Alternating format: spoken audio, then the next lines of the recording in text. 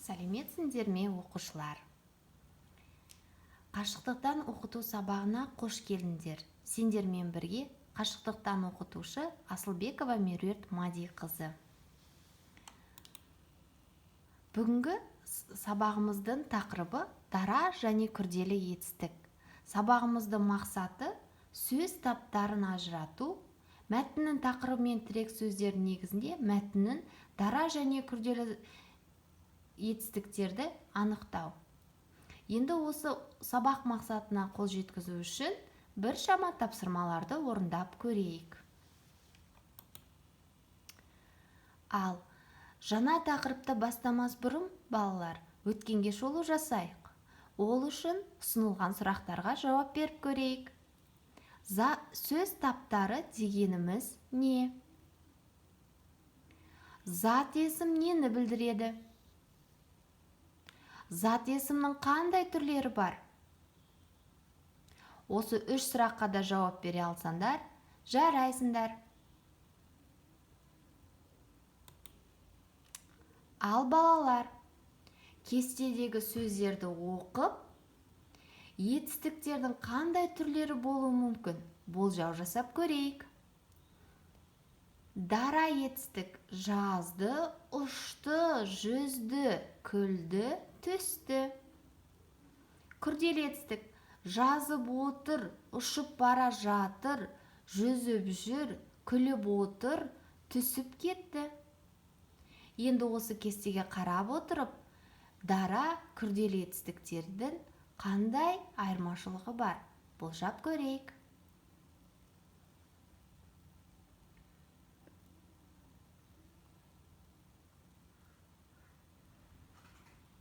Ал болжау жасап болсаңдар, дұрыс нұсқасымен салыстырыңдар.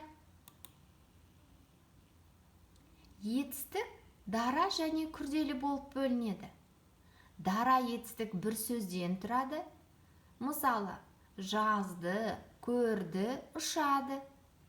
Күрделі етістік екі не үш сөзден тұрады. Мысалы, жазып отыр, көріп жүр, ұшып бара жатыр. Егер сендердің болжауларың дұрыс болатығын болса, қошемет сендерге. Ал балалар, енді сендердің осы болжауларының дұрыстығының тағы бір дәлелі үшін сендерге видеоролик ұсынамын. Көрейік қане.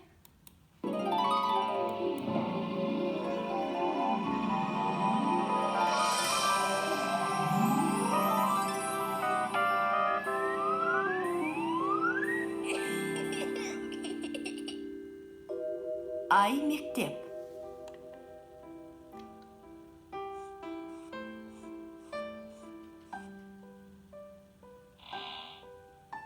Дана.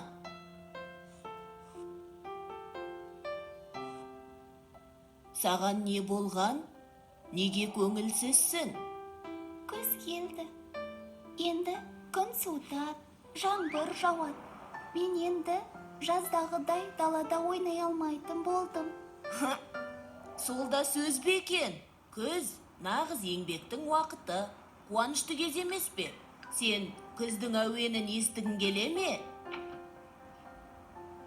Қандай әуен? Шынымен ештеңе естімей тұрсың ба? Жоқ, ештеңе де. Естіп тұрмын. Бұл күздің әуені емес. Біздің ауладағы дыбыстар ғой. Қане, не естіп тұрсың? Сауысқан шықылықтап жүр. Иә, сауысқан шықылықтай. Анау жақта торғайлар шырылдап тұр. Иә, торғайлар шырылдайды. Жеңіл көліктер кетіп бара жатыр. Солардың дауыстары естіледі. Сыпырғының дауысы естіледі. Анау ағай көшені сыпырып жүр екен. Дорбадан алма түсіп қалды.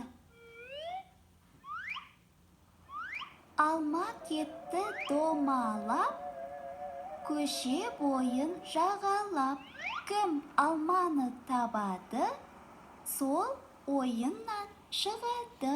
Енді күзгі әуенді естідің бе?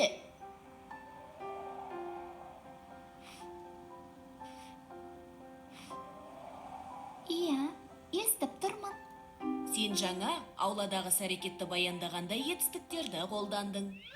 Иә, мен етістікті білем. Олар қимыл, іс-әрекетті білдіретін сөздер. Етістікке не істеді, не қылды, қайтты деген сұрақтар қойылады. Иә, дұрыс айтасың.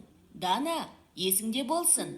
Шықылықтайды, кетті, сыпырады деген сияқты бір сөзден тұратын етістіктерді дара етістік, шықылықтап жүр, кетіп бара жатыр, сыпырып жүр деген сияқты екі немесе одан да көп сөзден құралған етістіктерді күрделі етістік деп атайды.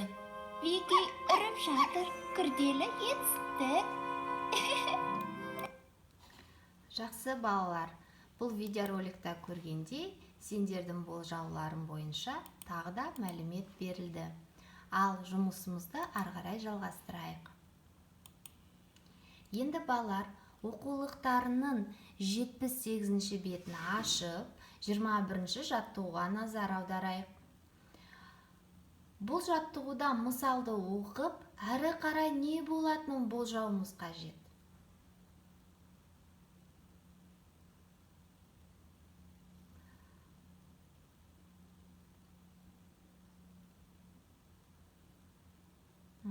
Жақсы, болжау жасап көрсеңдер, енді осы мысалдағы қарамен жазылған етістіктердің дара не күрделі екенін ажыратуымыз керек.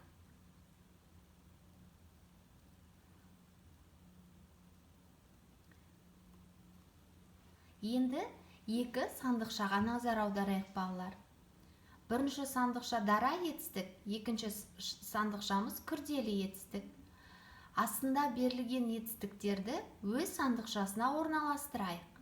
Жазды, оқыды, келе жатыр, күлді, оқып отыр, түсіп кетеді, күледі, бара жатыр, шығып қалды, шашты, жинап жүр. Егер де балалар дұрыс орналастыра алсаңдар, жарайсыңдар.